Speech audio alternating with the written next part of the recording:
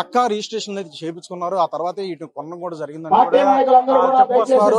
అయితే ఇది 42 ఫ్లాట్లకు సంబంధించి ముందస్తు నోటీసులు అలాంటివి కూడా ఇవ్వలేదు. అంటే ఉదయం 6 గంటలకే ఒక బుల్డేజర్తో వచ్చేసి అవన్నీ సామాన్లు కూడా తీసుకొని టైం కూడా ఇవ్వకుండా అన్ని కూడా కూల్చివేయడం జరిగింది. వీరు ఒకటే డిమాండ్ చేస్తున్నారు, 42 ఫ్లాట్లకు సంబంధించి అంటే ఇప్పటికే వివిధ బ్యాంకుల నుంచి రుణాలు కూడా తీసుకున్నారు, లక్షల అప్పు ఇంకా ఉంది.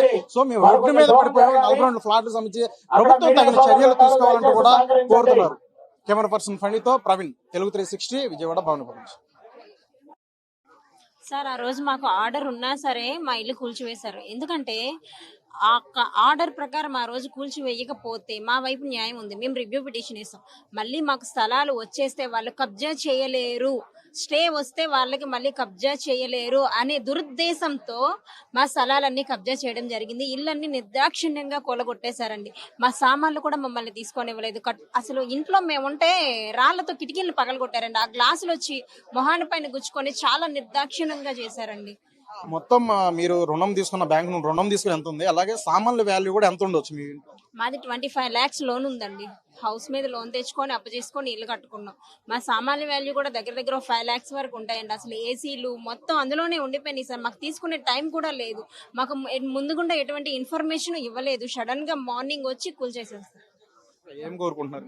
మాకు న్యాయం కావాలని. మేము అన్యాయంగా ఎవరి సొమ్ముని తీసుకోలేదు. మేము కష్టపడి రూపాయి కూడబెట్టుకొని మా పిల్లల భవిష్యత్తు కోసం మేము బ్యాంకు నుండి లోన్లు తెచ్చుకొని ఇల్లులు కట్టుకున్నాం.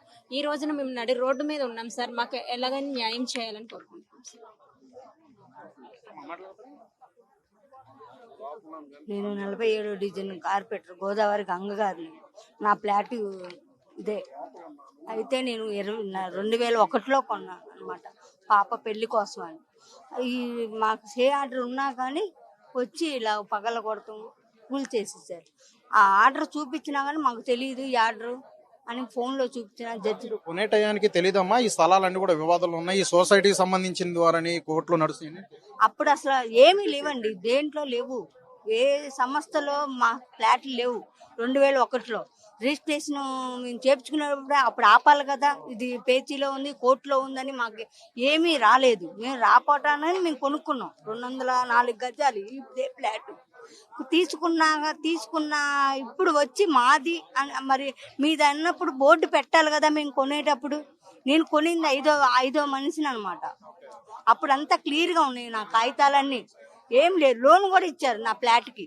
సగం డబ్బులు నేను కట్టిని, సగం డబ్బులు లోన్ తీసుకొని నేను కొనుక్కున్నా మా పాప కోసం అని తీసుకొని అలా పెట్టారు.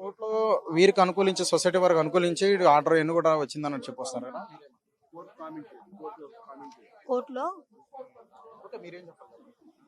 కోర్టులో మేము పోరాడుతున్నామండి.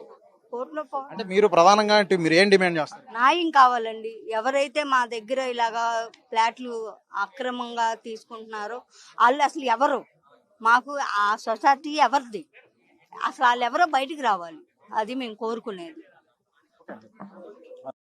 చెక్ ఓకేనా? మీరు ఉన్నారండి, మీరు ఫ్లాట్ ఫ్లోర్ రీడా? ఓకేనా సరే. ఈ 42 ఫ్లాట్లు కూల్చే సంబంధించి ఇటు ఈ స్థల వివాదాలన్నీ కూడా కోర్టులో నడుస్తున్నాయని చెప్పుకొస్తున్నారు. ఈ సొసైటీ వారికి చెందిందంటూ ఆర్డర్తోనే ఇవన్నీ పడగొట్టామనేది ఇట్లా తెలుస్తుంది. అసలు దీన్ని వాస్తవిక పరిస్థితి ఏంటి? 42 ఫ్లాట్లు చెందిన వారు మొదటి నుండి కూడా ఈ క్లియర్ గా డాక్యుమెంట్స్ ఉన్నప్పుడే మీరు రిజిస్టర్ చేయించుకోమని అది చెప్పుకొస్తున్నారు. అసలు ఏంటి అసలు దీంట్లో గమనించాలి తోటండి, 30 సంవత్సరాల తర్వాత సొసైటీ అనేది ఫేక్ అండి. సొసైటీ అనేది లేదు. మీరు సొసైటీ ఫేక్. 30 సంవత్సరాల క్రితం ఎవరో ఒక అమ్మితే పబ్లిక్ కొనుక్కున్నారు. వాళ్ళకి మేము ప్లాన్లు ఇచ్చాము, కార్పొరేషన్ తరఫున వాళ్ళకి వాటర్ ఇచ్చాము, మేము వాళ్ళకి ఇంటి పనులు వేసాం, వాళ్ళకి శానిటైజేషన్ వేస్తున్నాం, వాళ్ళకి రోడ్లను బట్టే ప్లాన్లు ఇచ్చారు. ఇక్కడ మాదల్లా స్థలం గురించి కాదు. ఏదైతే ప్లాట్ 30 సంవత్సరాల పాటు కార్పొరేషను అన్ని పన్నులు కట్టించుకొని కార్పొరేషను నీళ్ళు ఇచ్చి అన్నీ ఇచ్చిన తర్వాత ఈ రోజున సడన్గా వచ్చి కొంతమంది పడేయటం ఎంతవరకు కరెక్ట్? మా డిమాండ్, విజయవాడ నగరపాలక సంస్థ డిమాండ్ ఏంటంటే, వాళ్ళకి ఏదైతే ఇంతకుముందు ఇల్లు తీసేశారో వాళ్ళకి ఏదైతే న్యాయం చేశారో అలాగే 42 ప్లాట్ల వాళ్ళకి కార్పొరేషన్ చేసిద్దో ప్రభుత్వం చేసిద్దో మాకు అనవసరం. వాళ్ళు 42కి న్యాయం చేయాలని చెప్పి మన కౌన్సిల్లో కూడా 170 అంశాలు ఉంటే కూడా 176 అంశాలు ఉంటే కూడా మేము ఒక సబ్జెక్ట్ ఎజెండా పెట్టి ఈ ప్లాట్ల విషయం పీపీ విధానానికి ఎజెండాలో పెట్టి దాన్ని ముందుకు తీసుకొచ్చి మాకున్న హక్కులతో ముందుకు తీసుకొచ్చి దీన్ని తీర్మానం చేసాం. అదిగోండి దీన్ని తీర్మానం చేసాం. మొన్న మేము స్పెషల్ ఇంజన్ పెట్టి తీర్మానం చేసాం. మేమే అంటే 42 మంది ఏ పాపం చేశారు అంటే మొన్నటిదాకా ఊరుకొని వాళ్ళ ప్రభుత్వాలు మారగానే ఈ విధంగా దీన్ని ప్రతులించారు. వాళ్ళు ఎంత ఇదంటే టీడీపీ వాళ్ళు జనసేనలు ఈ ప్రతులించారు. ఒక కౌన్సిల్లో ఒక సభ్యులు ప్రతులించారంటే దాన్ని అవమానం చేసినారు.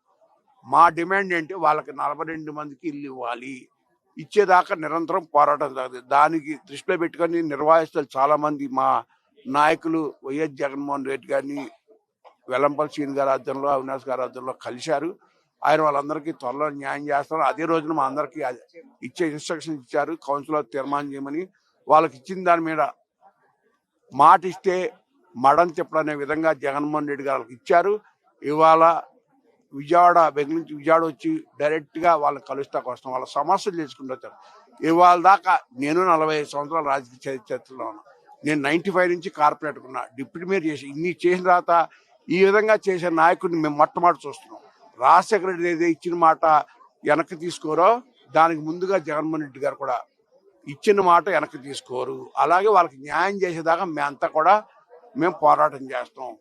పోరాటం కూడా మేము శాంతియుతంగా చేస్తాం. ఆ రోజు నుంచి ఈ రోజు దాకా మేము ఒకటి అడుగుతున్నాం.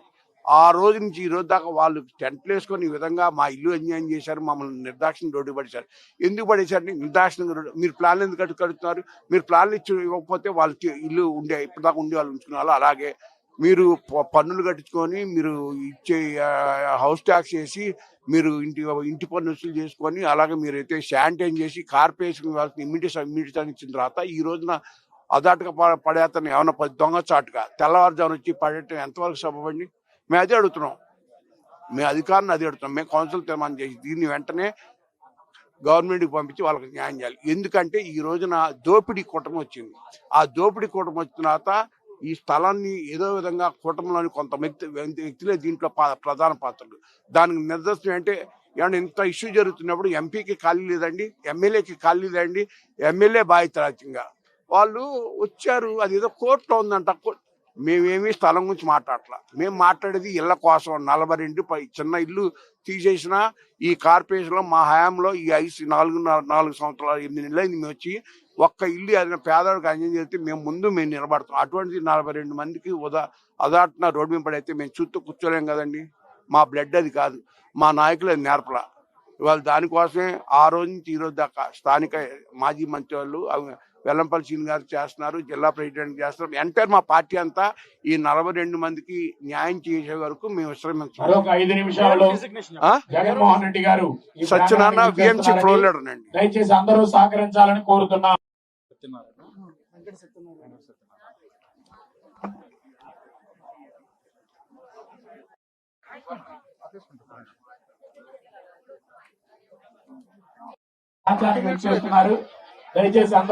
అందరికీ నమస్కారం.